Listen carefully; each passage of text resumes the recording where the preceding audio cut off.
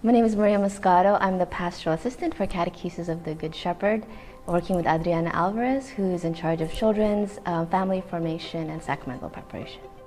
You know, the family really is the hope of the church, always has been, since Genesis, since the beginning.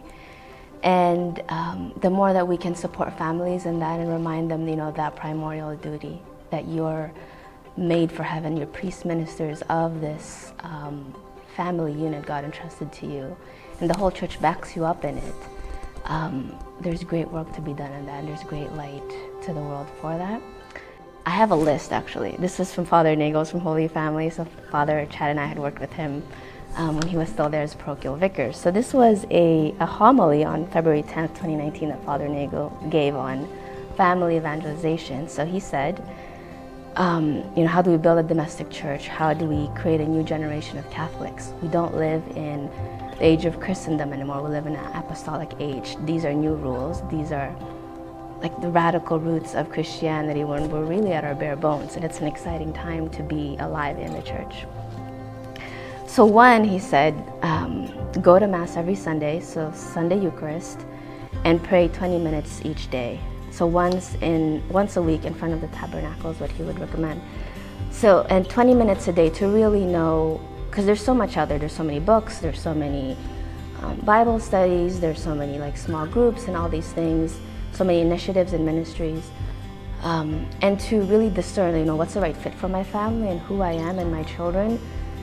We need that one-on-one time with God, like 20 minutes a day, even just to show up, just to be there. Where do you want me and how do you want me to serve?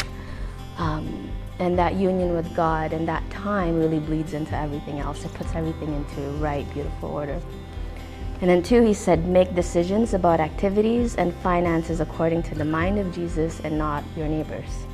So he elaborated a little bit more on that, just to keep that eye fixed on Jesus and not on kind of a comparison game with what everyone else is doing. And three, let there be talk about Jesus and the faith between spouses and parents and children, that this is a natural, it's within the life of the family that they don't really get anywhere else that's, can be hostile to our faith.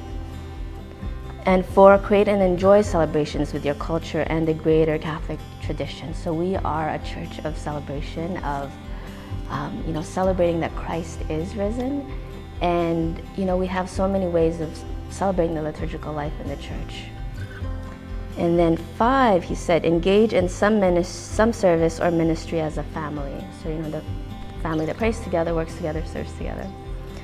And six, make sacrificial love the goal in all your family relationships. Seek to imitate Christ laying down of his life to your spouse, parent, and child. So that was his list, and I would add one more, probably just the role of, this is the year of St. Joseph, so the role of fathers in the church, it's really huge. And men are called to protect and to really lead their families in the faith. And, there's some cases too when there's families where, they don't have that, whether it's, the woman is leading or it's a single parent family. And for families in those cases, I would probably tell them to go to Joseph, run to Joseph and ask him, as a temporary substitute or permanent substitute to really be the father of that family and, to give saints to Mother Church. So it's a high calling, but the church has the resources and has for thousands of years the backup. There'll be Matthew 18, unless you turn and become like little children, you cannot enter the kingdom of God. And the other one, it's in John. So it's from the Good Shepherd. I came that they might have life and have it more abundantly. And we see that life radiating through children and through families. So those are my go-to. Yeah.